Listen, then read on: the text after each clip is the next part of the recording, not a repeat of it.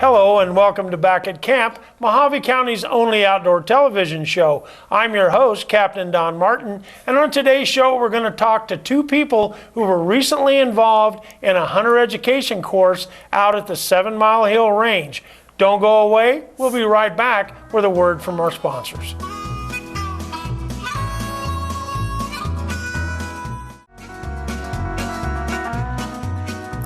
Welcome back to Back at Camp. I'm your host, Captain Don Martin. On today's show, we're going to be talking to a couple of very special guests. We're going to talk to the top honor graduate for the most recent hunter education class that was held out at the Mojave Sportsman Club Range. That young lady is Maya Kaufman. Maya, welcome to the show. Thank you. Also on today's show, I have a Chief Hunter Ed instructor, Jim Rich, who oversaw the last class that Maya was part of. Jim, thank you for coming, sir. Thanks for having me. Jim, tell us about hunter education and why you and the staff out there participate in hunter education. Well, we like to see anybody who comes out to take the class to have a good foundation in becoming an ethical and safe hunter. The department has a program put together that when we utilize it, it helps to inspire the kids to practice good hunter ethics out in the field and to learn the rules and regulations and to learn how to act when they're out in the field hunting. And that's important, especially in today's society. We want kids to get a good start and to be able to go out and enjoy the sport in a safe manner and to do it in an ethical manner as well. Now, kids, how old do they got to be to take this class? You have to be 9 years old to take the class. Okay. And we have, our classes are comprised of kids that are really literally just turning 9 all the way up through folks in their 70s. So Okay. it can be a wide array. In this particular class, I think you ended up graduating 40 people. Correct. And what was the breakdown on adults, kids, girls? I mean, we're starting to see a lot more young ladies involved in these classes than we did when we started teaching 15, 20 years ago. Right. Well, we had 10 adults, and the rest of the class was made up of youngsters. And there was probably like 17, 18 boys, and the rest of them were girls. And we are getting closer and closer almost to a 50-50 balance between boys and girls coming to class. And there's no shortage of young ladies, especially here in Region 3, and their moms who come and take the class together. Right. It's real rewarding for us to see that happen. Now, the instructor staff, you talk about a Kingman team. We have it's actually a Mojave County team. How many instructors do you have, and what do they got to do to be an instructor for the hunter education program? Well, the first requirement to be a hunter education instructor is you have to have taken Arizona hunter education class and graduated from it. And then after that, if you show interest in it, you can fill out an application form, send it into the Game and Fish Department. What they're looking for is someone that has somewhat of an outdoor background. You don't have to be a real extensive hunter, but having some outdoor experience is preferable. Sure. And an ability to get up in front of a room and talk a little bit without being freaked out about it. Those are things that they look for in a hunter ed instructor. Although if you do have that kind of a phobia, which a lot of folks do, you can overcome it by easing yourself into it. And we take everybody that wants to come and can pass through their background check. They do a pretty stringent background check. It's a level 1 fingerprint check. They go all the way back. So as long as the person has a clean record and they're enthusiastic, they want to come and help, they'll take them. Now, in this particular class, I think you had more instructors than we've ever seen in a class. I think we had 14 volunteer, and they're volunteers, unpaid. They just donate in their time and talents. So you had a lot of staff, a lot of students, and through the 4 days, you do 32 hours, basically, of instruction. That's right. You know, the class comes up with a program that we call Honor Graduate System, and where you look to identify the kids that are the top students in the class. You know, we've got several designations, and with us today we had Maya Kaufman. Now Maya, my understanding is when I was there, you were the top honor graduate. And how old are you? I'm 10 years old. 10 years old. And there was 27 kids in your class that were out there, and she was, at 10 years old, she was probably... She comprised part of the largest group of youngsters being 12 and under. Right. And there was quite a number of them that were 10 and under. So Right. she was right in there with them. Right. And have you ever hunted before? No. No. I haven't. Well, why did you take the class? Well, I wanted to hunt big game, and I also wanted to learn about more things that would help me hunt, and that would make it less likely for me to shoot something I wasn't supposed to. There you go. So you come to the class and you've never hunted before, okay? And you're in 4th grade. What school you go to? I go to Manzanita. Okay. And you enjoy the outdoors?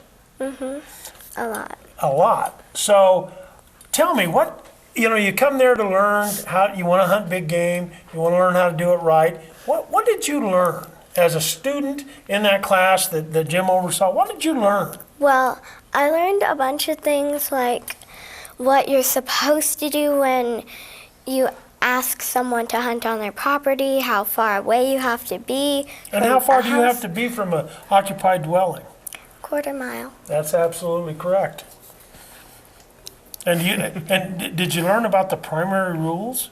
What are they? Well, the abbreviation, or whatever it's called, is tab +1. T, treat every firearm as if it is loaded. A, always keep the muzzle in a safe direction. B, be sure of your target and beyond. +1, keep your finger outside of the trigger gun until ready to shoot. Folks, that's why she was the honor graduate. She would do this literally on day one. So this is the kind of things that you learned in this class. And I know when I was there and was watching you, you participated in this. How did you learn all of the things that are required? I mean, there's a lot of information that is required of a person to go through that class. Well, it really helped that my dad knew all of it, and he could explain it to me, and he also showed me like some visuals, and and when we were doing the different types of firearms, he showed me some of his firearms. Oh, okay. So your father, Larry, has a background in hunting. He's been hunting for a long, long time. So he was able to work with you in between classes to show you the things that we were basically teaching about Yeah. how to handle a firearm, the identification of a firearm, that kind of thing. What did you think about the laws? Do you think it's important that not just young people, but that all hunters know about the laws? Well, yeah, because if they don't, then it's like you accidentally shoot someone and then you go up to court and you're like, I didn't know about the rule you couldn't shoot someone. Yeah, there you go. That's the most important thing we do in that class, is to teach that a firearm is not a toy, and it can be deadly, and it's not to be used as a toy. Jim, what are some of the areas that Maya was instructed in by the instructor staff? Well, the things that we share with the kids are basically we pour this foundation about safety, the things that she just repeated about the tab +1. That's the hallmark of what we do in the class. And then on that, we build on top of that, and we're trying to make them understand that you don't have to actually take an animal on your hunt in order to have had a successful hunt or a good time. It's about being out in the outdoors and sharing the time with your family and friends. And then we teach them about, let's say that you are successful, and how you might go about being successful out in the field. And then if you do take an animal, how do you approach the animal? And then what should you do after that? How do you affix the permit that the Fish and Game Department issues to you to put on the animal? Where do you put it? How do you field dress the animal? How do you take it back to your camp and then prepare it to take it home to eat it? And we teach them about basic survival tenets, and we teach them about wildlife identification, very important. How do you know what the animal looks like? What's a young one look like? What's a juvenile look like? What's a mature one look like? And these are the kind of things that they're going to learn when they go to hunter education class. And I think probably the most important thing that they take away from it, besides the safety, is the idea that it's fun, and that you can have a great time in the outdoors, you can do it safely, you can be successful as far as tagging a game animal, but you can still have a great hunt and a great time even if you don't get one. Right. So now, some of the things that you learned, before you took that class, did you know what a male elk was called? Well, I kind of did, only because I've been I've always been interested in animals, Okay. and I used to read every book I could find about them. And what is a male elk called? A bull. How about javelina? Do you know about javelina? Yeah.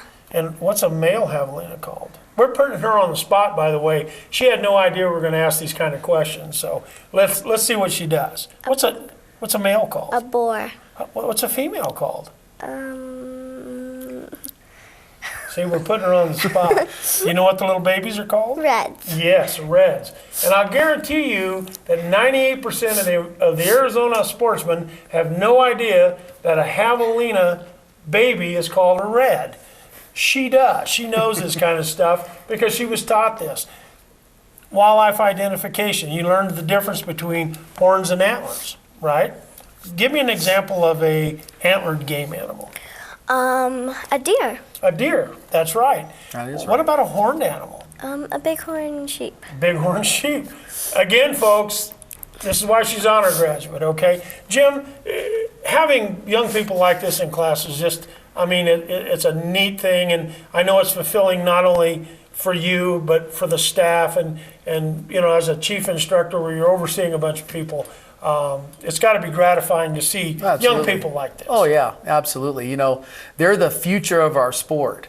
And to be honest, the young girls and their moms come into class and the families come into class together.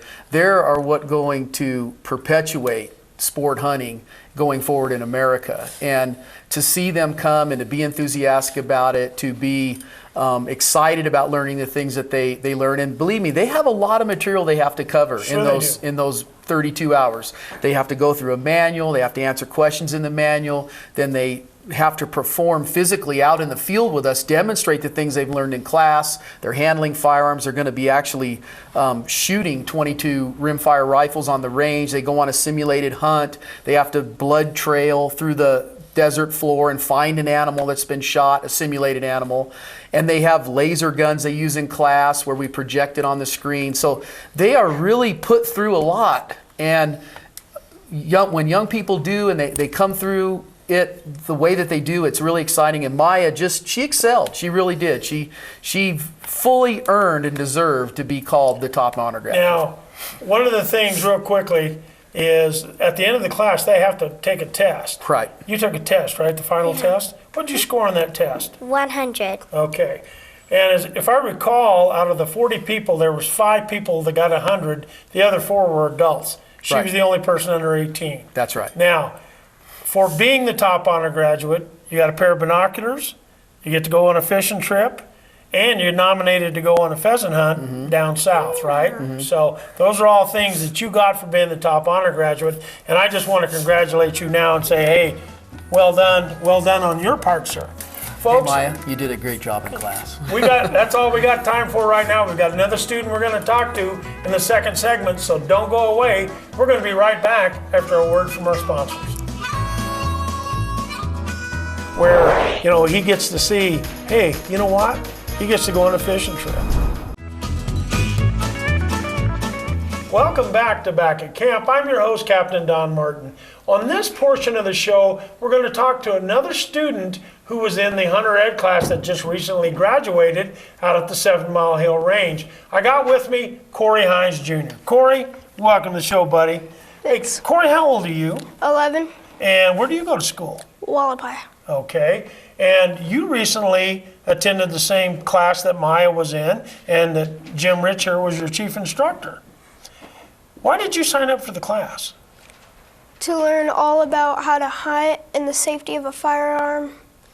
And have you ever been on a big game hunt before? No. You went with your parents, but you've never actually had a tag and whatnot. But now that you're a graduate of Hunter Ed, you won the Good Student Award, I believe. And who drew your name out for that? Maya. Wasn't that nice of her? That was real nice of her. And your whole class, though, your entire class was nominated for the Good Student Award because you're all good folks, right? Nobody started any problems, and Nope. we called on you. You answered the questions, right? What did you like about that class? Handling a firearm and being with other people around. Yeah, and understanding how to do that. Jim, he was one of ours that was out there, did really well on the field day. He really excelled at the 22 range. Yes, he did. You could tell that this young man has handled a firearm before. I assume that you've been out with your dad, and he showed you how to use firearms, right? Yeah, And you even have a firearm, I understand. yeah. What do you got? 223 rifle. Now, from what I understand, what I've been told, you're pretty accurate out to about 200 yards with that rifle, aren't you?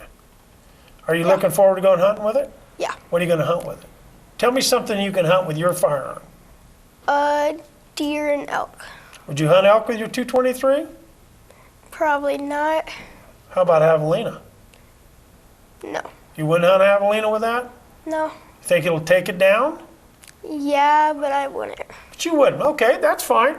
So you went out there, you had field day, you did all your workbook stuff, and you had a good time. Jim, what did you think about him and his participation in our class? Corey is a typical young man who comes to our class. They come into the class, they have their workbook done, especially the ones who come with a parent. They sit kind of quietly with their And his parent. dad was there His dad the was there. His entire dad also class. took the class and graduated from, and he sat with his dad. And, some of the kids are a lot more outgoing, a few of them. And then there's a whole bunch of kids that kind of fall into the category that Corey did, that are kind of quiet, but when you call on them, they have the answer. You're not trying to drag it out of them. He just isn't one of the kids who's always, raised his arm, oh, me. And after the second day, when he figured out, hey, they're gonna give a prize away to somebody who's a top student, then the hands start to come up a little more throughout the class, all the kids. Right. But when Corey was called upon, he answered the questions to the best of his ability. Doesn't mean that they always know the right answer, but they give you what they believe is the best answer they have at the time, and then we'll help them find the right answer if they're a little off path. Sure. But I remember Corey when he got up and we used him as a demonstration on how to handle the firearms. I think you were one of the first kids I drew out to do that. And I did it because he's not real big, and I wanted to show the difference between a smaller person can exchange firearms with a taller person. They just have to be controlling the muzzle. Sure. The A and tab always point the muzzle in a safe direction. And then we used him to exchange it with another youngster, and then just like that, the whole class ended up changing firearms from hand to hand, and they learned how to do it in a safe manner, and they learned what's a safety. Do you remember what a safety on a firearm is? Yes. What is it? It is the... It's a mechanical device that can what? I don't You don't remember? Okay, well, it's a mechanical device that you use it, right? You put the safety on, but do you trust it? No. No, you don't trust it. He remembers that. Yeah. And, like I said earlier, there's a lot of information that these kids get thrown at them. And they're there for 32 hours, and it's a lot of material, but they get to keep that workbook. And then we always encourage the parents when they go home, refresh this with them. And when you take them out again, you want to go through having them repeat the tab +1 every time so that it just is ingrained in them. Yeah, something that I think is really good is, his dad was there with him that entire class. Absolutely. Larry Kaufman was there with Maya. What we found in our classes is that if a parent is there with their child, that child will typically exceed at where especially a young person who was there by themselves, it's kind of an intimidating situation. But having their parent there with them, sitting there going through it with him, I noticed that your dad was helping you out in the class and was talking to you. And obviously, from the way that you handle firearms, your dad has worked with you a lot, and that's a testament to him. And that's what parents ought to be doing, is teaching these young people and mentoring them, their children, on how to safely handle firearms. And what we're doing is just merely reinforcing that. One of the things that when you get 40 people together, you're going to sometimes have issues where kids want to goof around or whatever. This class was really, really well behaved, and I think he was drawn as the good student, and what it meant was you exemplified by your behavior and citizenship in that class exactly what we expect of young people and old people who take that class. You paid attention, you didn't cause any problems, you did your homework, you know, you did everything that staff asked you to do out there on the range, and you demonstrated that you knew that stuff on your final exam. What did you get on your final? Do you remember? I think Jim said it was a 92. A 92 out of 100. I mean, that's an A in any class. So, you know, it was a good effort on your part, and you're going to get a couple of things, aren't you? As being on for the, what are you going to get to do? A fishing trip with you. Oh And yeah. And who? I think Maya. And well, Mile will go on one, and you and your dad are going to go on one. We'll try to drag Mr. Jim along too. I'll come and bait your hook for you. Yeah, because you guys probably have a little fish better than I do. Yeah, you have a little competition, see who catches the most fish. But the big thing is you got to stay awake at night when we go and do this, right? So it'll be a fun trip, but you earned it, and that's something I think, you know, Jim. We do this in class. We have a number of rewards. I know one of my favorite statements is we don't reward for bad behavior. Right. And when we get a young man like this that comes in and goes through the class, pays attention, and does really well, you know, we're proud of them. And, Absolutely. And we're tickled that they get some kind of reward where, you know, he gets to see, hey, you know what? He gets to go on a fishing trip. You know, you like to fish? Yeah. You're gonna be awake all night? Yeah. Okay, because Feel like playing video games. no Just like video that. games. The video stuff goes off, baby. You're looking at the end of a pole because you want to catch more fish than him, right? Mm-hmm. And catch more fish than your dad. That'll be something, because we're going to take a camera with us and we're going to take some pictures. We're going to have you come back down here, and we're going to do another television show on your trip.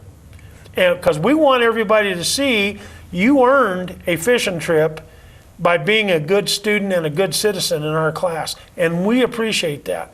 And we want to let the public know that if you come to our classes, and we encourage everybody to take our class, that if you're good and you do what you're told to do and you perform like you do, hey, who knows? You might get to go on a fishing trip too, right? So, Yeah. Jim, what else do we do out there? What are your staff? What the staff does in the morning. We have some demonstrations. What do they do to show these kids things that we've talked about in class? What are they doing out there? Well, the main thing that the instructors do is they want to actually portray the use of a lot of this equipment to the kids. So during the class time hours, they'll bring actual firearms to class. We don't bring any live ammunition or anything like that, but they bring actual firearms so they can demonstrate different kinds of actions. They'll bring a bow, and they'll bring arrows, and they'll bring optics, binoculars, spotting scopes. They'll bring examples of different kinds of wildlife. They'll bring calls and do calling demonstrations. I know, you do that quite regularly. All these things help to, add to the class. And then when we get to that field day, the instructors put on a demonstration where they show, for lack of a better word, the power and the energy that's imparted with a firearm and a projectile. And for instance, we shot a block of ice, and you saw the ice blow up. We shot a head of cabbage with a shotgun and showed what could be the effects if someone's careless on a dove hunt, let's say, and they were to shoot somebody by not practicing the firearm safety rules, and you see that cabbage head explode. We shoot bars of soap because you can see the entrance and the exit wounds, how just something like a little small 40 grain 22 caliber bullet can cause a lot of damage if it's not used appropriately. So the instructors bring their own knowledge, they bring their firearms, and they demonstrate them for the youngsters, and it helps to drive home the points that we try to teach them about safety. And in this particular class, we had the 3 top honor graduates that, as voted on by all the instructors, and they were Maya Kaufman, Caitlin Echeverria, and Mark Halverson. That was our top. That was the top 3. Top 3. But there was also 9 other students in that class that got votes. A total of 12 were named by the 14 participating instructors as being worthy of being an honor graduate. Right. So that's a big percentage of all the kids in the class. And it shows the caliber of class of those kids. Right. I mean, this was an extremely intelligent group. I think their final grade average was over 92. Yeah, it was over 92%. Yeah, which is as outstanding. A class. So, and that was completely outstanding. So, did you enjoy the class? Yes. Would you recommend it to your friends? Yeah. Okay. All right. Look, we're out of time, guys. Hey, I'll be seeing you shortly. We're going fishing. Thanks, Mr. Don. Rich, you're going fishing. Thank you for coming, Corey. and Thanks. good job in that class. Folks, hunter education, great thing to do. Get your kids involved, you get involved in it. This is your host, Captain Don Martin, saying, till next week, keep your firearms oiled, your fishing line fresh. We'll see you next week back at camp.